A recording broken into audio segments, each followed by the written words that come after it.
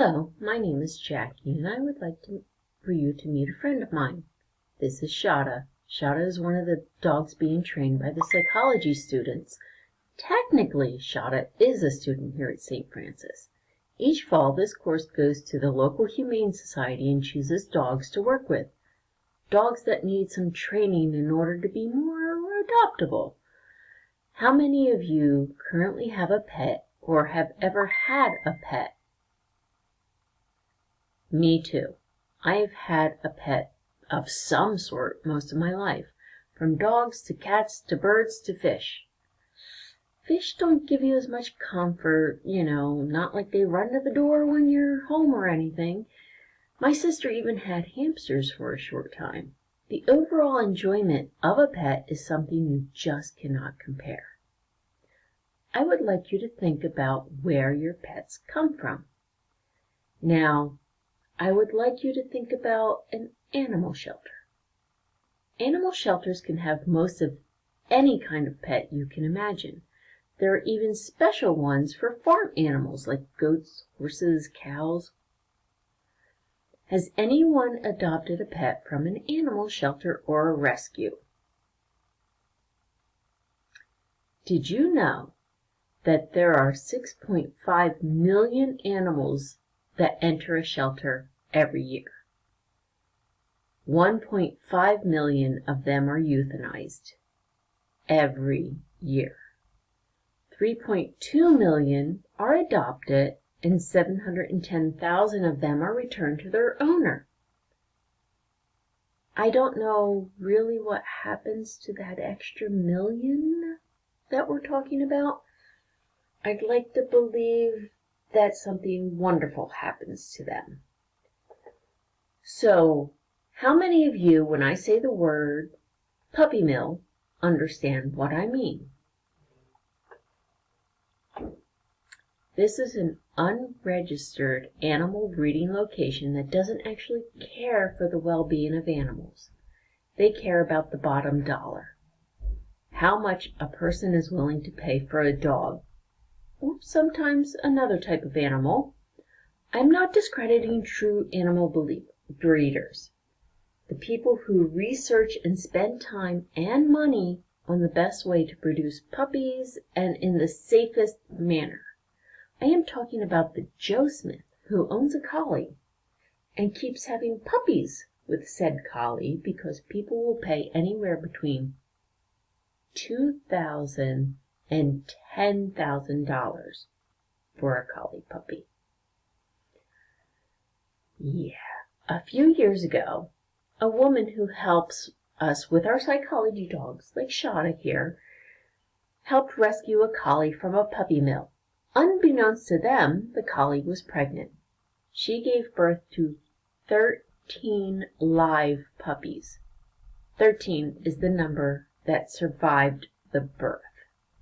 Because of overbreeding, the mother could not produce enough milk to feed her puppies. Luckily, these rescue volunteers for the shelter know what they are doing. They pass the puppies out, 2 per volunteer, the ones with the ability to know what they were doing to feed and mother the puppies. I never realized all of the necessary information and tasks involved in taking care of a newborn puppy. Let's just say it isn't just snuggling and feeding them. While she was here on campus with the psychology dogs, she had to bring the puppies with her, 'cause that's what a mom does. This litter was named the Lucky Charms. The 2 that were left with our adjunct were Armstrong and Piper. Being we were the School of Arts and Letters at the time, I felt Al was a more appropriate name for the little boy. And of course, the female would have to be Betty. If you don't get the song lyrics, please play along and don't make me feel old. You'll see on here pictures of how small Armstrong, Al, and now Ozzy was at birth. He actually curled up in the scarf because he just wanted to snuggle. Eyes are not even open yet, He looked more like a hamster than a puppy. When Armstrong was getting ready to be adopted, he looked like a fuzzy little puppy. Armstrong, who is now known as Ozzie, is now this beautiful, handsome guy right here. You may be asking yourself, why do you care about an animal shelter? Well, by going through an animal shelter, you are saving a life. Some animal shelters are no-kill, but in reality, there are just more animals than can be taken care of both financially and in simple space.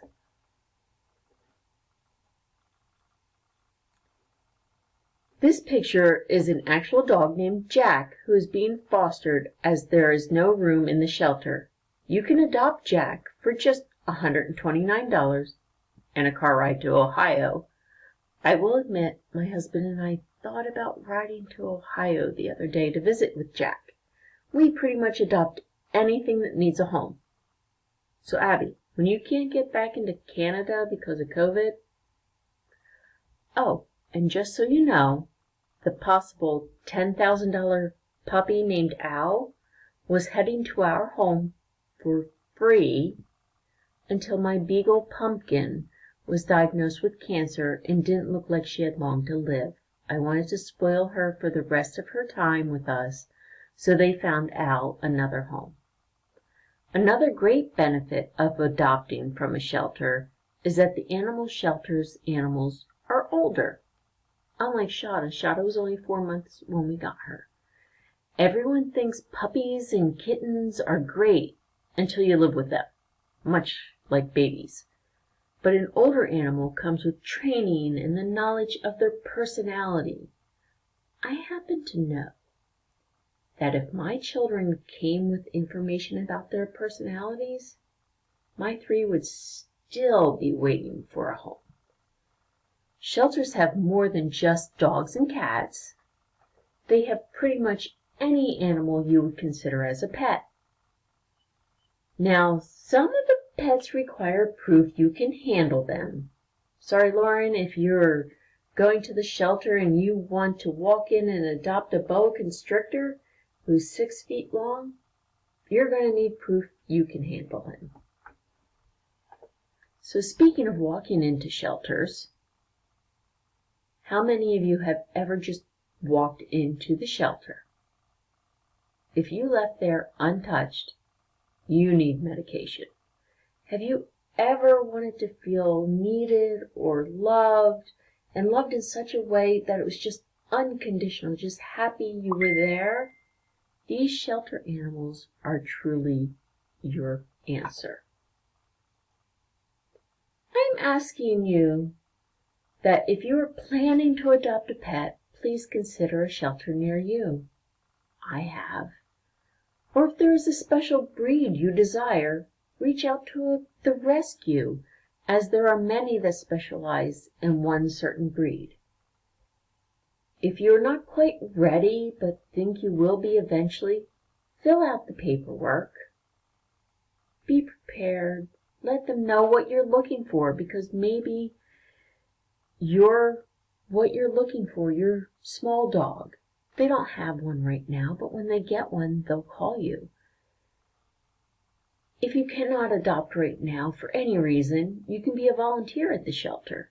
Something as simple as sitting in the cat room and just doing your homework while they feel your presence is enough to help them adjust to being in a shelter. My oldest did this when she first moved to Colorado and couldn't have a pet due to her living at the YMCA. You can become a foster home to a pet. The shelter pays for all the medical bills. You just provide the food, the love, and the care. If you're not able to do this, you can donate money or supplies to the shelter. This is how they continue to care for the animals. Or maybe you want to be just a volunteer that helps in some way. You can donate directly to the shelter. You can volunteer at the shelter. Some shelters even have online stores that donate a percentage of the proceeds back to the shelter. Just please consider what your love and caring is worth to another life. Maybe it is you who needs the rescuing, and your miracle is waiting for you at the shelter. Thank you.